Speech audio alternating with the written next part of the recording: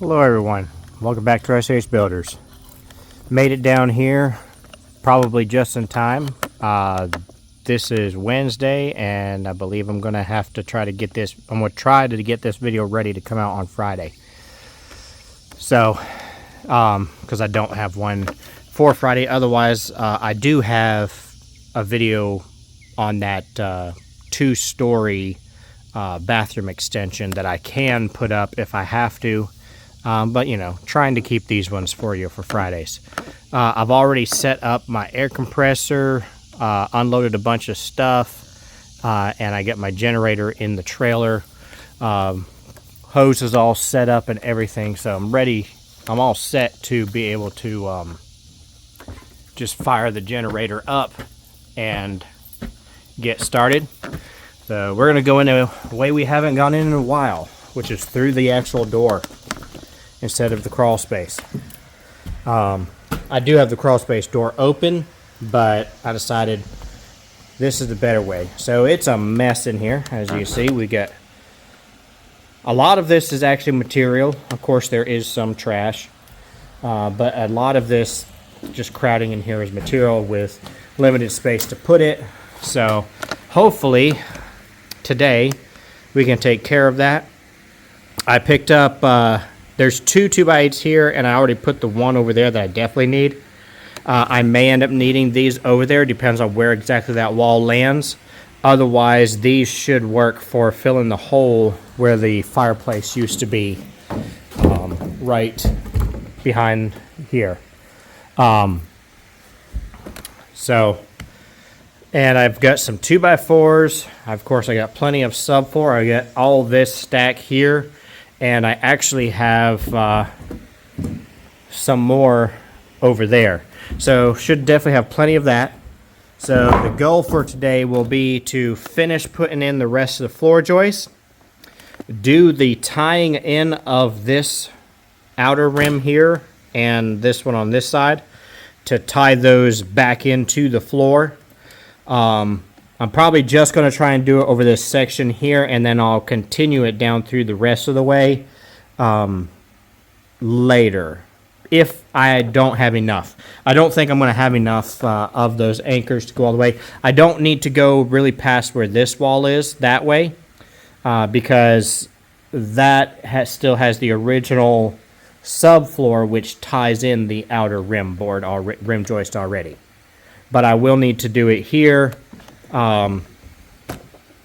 underneath where this area is, because this is what we replaced way back in the beginning, the first area that we did, and actually from here this way. So that's all. The goal is to do that, get the subflooring down as well, and maybe, depending on time frame, hopefully we can at least start framing up a couple of walls. First thing I'm going to do is I'm going to go ahead and fire up the generator so that I have air. Well, yeah, I'll do that and then we'll get started.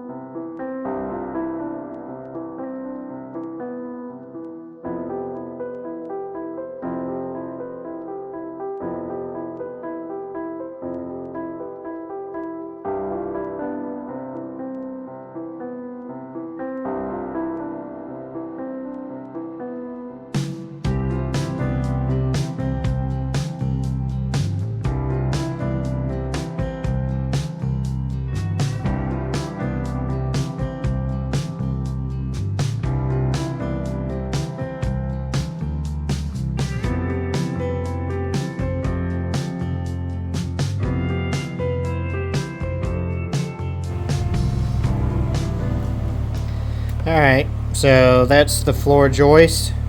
I want to go ahead and tie this rim in, and then I'll use these other 2 2x8s that I got that are behind me to just add in against the wall. I probably will not do the blocking in between it though, because that would possibly be in the way of plumbing and stuff. And the blocking is not really needed. It's just can be nice. Okay, so now we're gonna go ahead and work on tying these rims in here real quick. This is a strong tie. I'm not sure exactly what they call it, but it's basically a deck hanger. NBC, what they actually call it. Yeah, they call it a deck tension tie installation kit. Well, or deck tension tie hanger. This is a kit which comes with multiple sets of them. So, this is what you're supposed to use when you're adding a deck to the outside of a house. What it does is it helps keep the joist from pulling away from the rim joist of the house. So in this case, we're basically we're doing the same thing essentially, because there is nothing, now that it's been cut along the wall here, there's nothing holding these joists to the rim joist. Essentially, we're kind of doing it, we're doing it in reverse. What we're doing, because these aren't going to go anywhere, they're locked in between two walls. What can move is the rim joist. The rim joist is no longer connected to these. So just say something happens with the wall and the wall starts to bow outward, the rim joist is going to go with it. Everything's going to just fall outward. So we're wanting to lock it in. So you're going to be using the same thing. If someone ever goes under your house and replaces the rim joist, make sure they add these onto the joist. Otherwise, there's nothing holding that in. I've seen a lot of times where those get replaced, which solves the structural issue of the house sagging, the rotted wood, but then there's nothing structurally holding it to the house any longer. Especially because 9 times out of 10 is done from underneath the house, and there's not even any screws going from the wall down into the rim board. So make sure that these get added. These are supposed to sink a minimum of 3 inches into the wood, which is basically exactly where the threads stop. Helps determine that. You don't want it to go too far, of course, because then the threads aren't going to hit anything. So what I've done is I've measured already. These rim joists are a double, so they're exactly 3. They're pressure treated, so they might be a hair over 3, but we don't really want it going out the wall to the outside and then someone gets poked by it. So I've measured the starting point of this is going to have to be 5 inches away from the rim, so that when this is tightened down and sunk to here, it will ever so slightly tighten it and allow it to hold. And for these here, you can mount these multiple ways. You can mount it to the bottom like this, so it would be on the bottom, but you can mount it like this into the rim board. However, for a stronger and more sturdier, in this case, because of the way we're doing it here, we're going to do it on the side. Both are acceptable with these hangers. So first thing, you want your first one to be no more than 2 foot away from the edge, which this right here, we've put it on this very first one, we're at 22 inches. Gonna need that later. So we're just gonna go for the middle of this joist, 5 inches back to the face of that. It doesn't have to be exactly the middle, so you ain't gonna measure it that way, upward. Should be able to eyeball it well enough.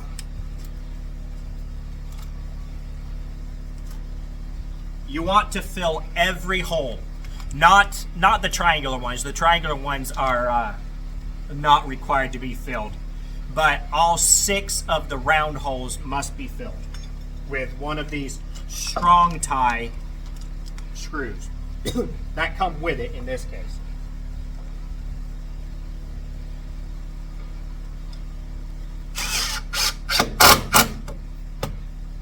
So I'll get my first one in, and then I'll try and make sure it's level. or at least fairly close.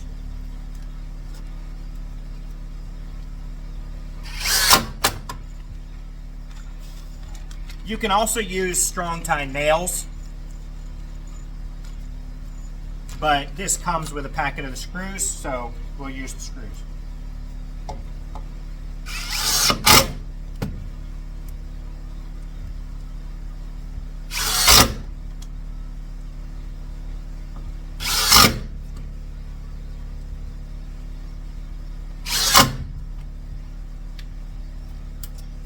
That's a 1/4 inch nut driver. The actual bolt is 3/8, so swapping out to that.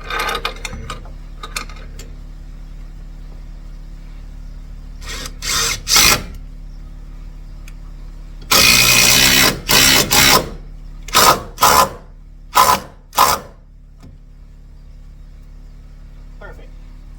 And when you're using these kind of screws, it's like a Spax. This one's made by Strong Tie, but most common brand is a Spax screw. You should not pre-drill that hole unless it's an extremely large one, because these are designed a little different than lag screws. So, but anyway, so that's what I'm going to do. And I'm going to do it on the maximum distance between from each one. The maximum distance should be 4 feet, which is generally going to be every 3rd joist.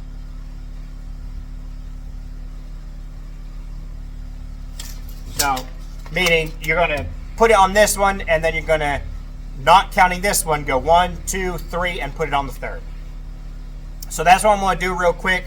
I'm going to go ahead and put it all the way down through here, and then go to the other side and put them all the way down through there as well. Same exact, basically they'll be directly across from each other on each one.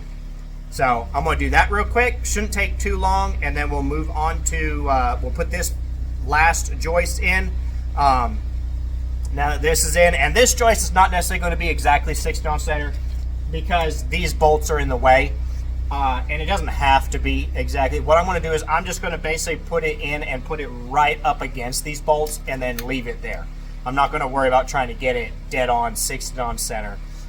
It being a little farther this way from 60 on center will actually help me be able to get electrical wires and stuff like that, water lines, whatever, into this wall anyway. So I'm perfectly fine with it being a little bit farther away. So I'm going to do that real quick, and then we'll move forward. And there's actually, I thought that the kit was going to have maybe 2 of those in it, but each kit has 4 in it. So I should have plenty. While I'm going across, I'm also going to go underneath over there where I was talking about before, where we added in over there. So I'm going to go under there and do it as well. Since I'm going to have plenty, I'm just going to go ahead and knock them all out real quick.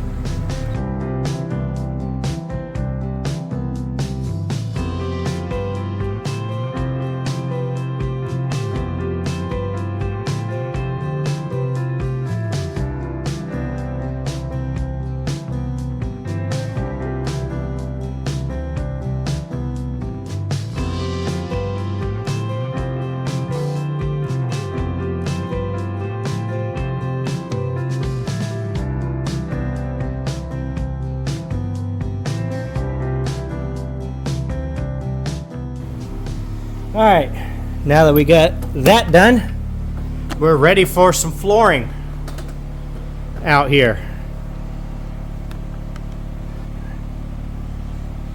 So, right here, this one that's in the middle of these ones that look all real close, these 2 are in their standard spot. This one in the middle, that should roughly be where that wall is going.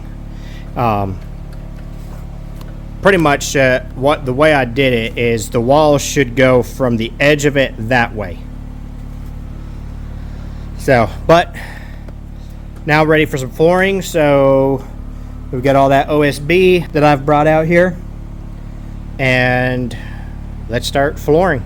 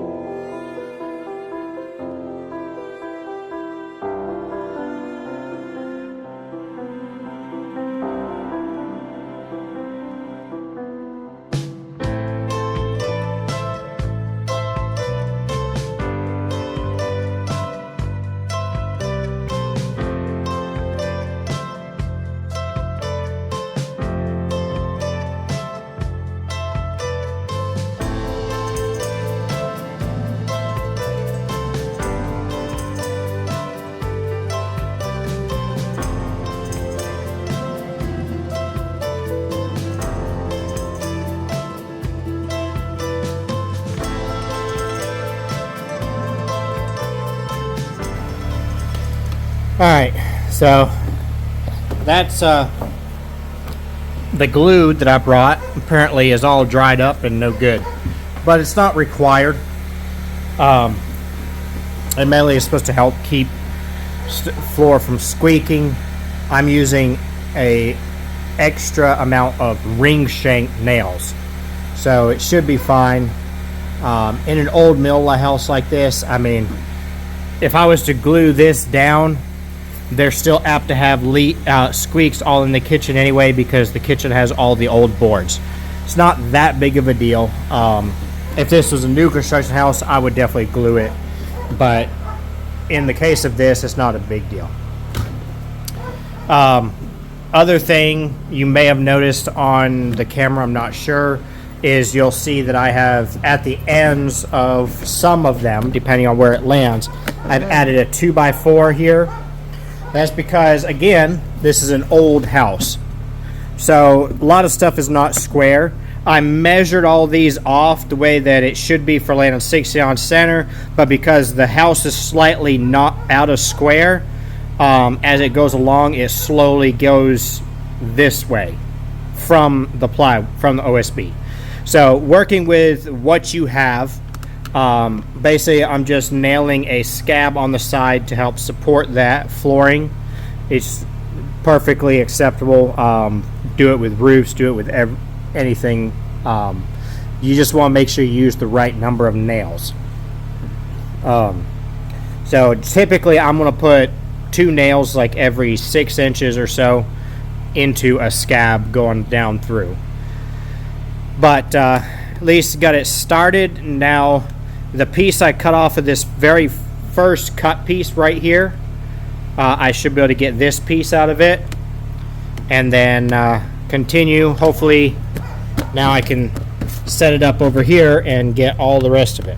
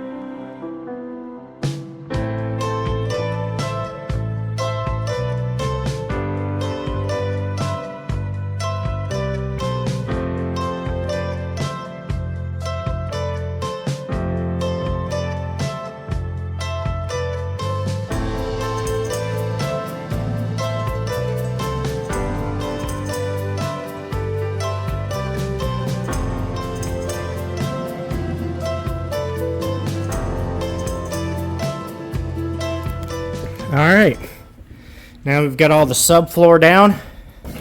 It makes a nice, really extremely large room. Just having the subflooring down makes this room look so much bigger.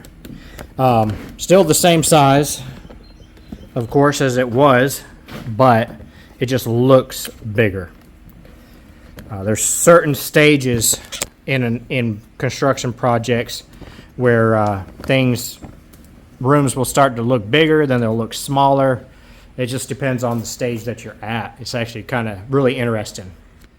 But as far as today goes, I think that's going to be it. It's actually getting pretty late already. It took a little longer putting down the subflooring than I was hoping for, mainly just because of a few things. One, the room not being square, and the other being where it had to offset. So, and just the size dimensions, there was a lot of cuts for such a small area. But still, good progress.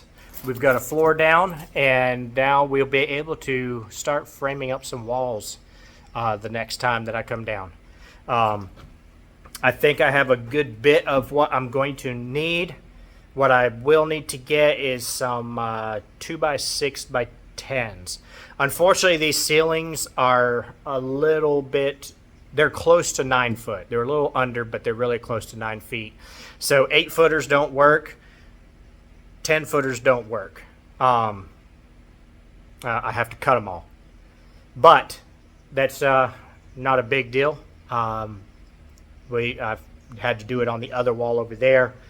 But we'll start actually laying this out, getting these walls in place, and start, when we're doing that, that'll jack up the ceiling a little bit more in places. And then we'll be able to jack the roof up and get that in place. I haven't decided fully how I'm going to do that. I'm thinking, because I have the subflooring down, I may, after I get the walls in, go ahead and try to at least do the felt on the back side and then worry about doing all the jacking up and everything, just to keep it from getting wet in here anymore. It's not a big deal. Subflooring is able to get wet for a certain amount of time. It's actually for quite a while. I mean, it's actually because it goes inside bathrooms and then water gets through tile, splash and stuff like that. So it is rated for water, but not for like just heavy downpours for years and years, of course. So with that being the case, like I say, I might try to at least get the backside, because the backside I think is pretty good, except for right where the chimney was. Other than that, I think the substrate that's up there is going to be okay. I won't need to repair a lot of it, so I can go ahead and put the felt down. On the front side, though, I'm probably going to go ahead and try and get the whole roof exactly where I want it before I put felt on it. It's just going to depend on how things go, and that's because I believe I'm going to have to repair and replace almost half of that substrate over there, which is fine. I've got plenty of this tongue and groove subfloor left over, which matches the 3/4 depth that's up there. It's actually 30 seconds, but it's a 30-second under. No one, you can't tell that, especially when it's up on a roof. And the tongue and groove allows it to join together and hold good, and it's also actually cheaper than plywood. The subfloor is, because it's such a commonly used product. People hardly ever buy plywood anymore, so that goes by a supply and demand type deal. They don't manufacture it as much as they do the subfloor, and they don't sell as much of it as a subfloor. So because of that, it becomes a more costly item than what is produced every day. Basically, that type deal. So with that being the case, even though the subfloor takes more production to make it, it is done constantly, and so by that it becomes cheaper. But anyways, for today, I'm gonna call it here. I'm gonna get out of here, go home, get cooled off, and just see you the next time.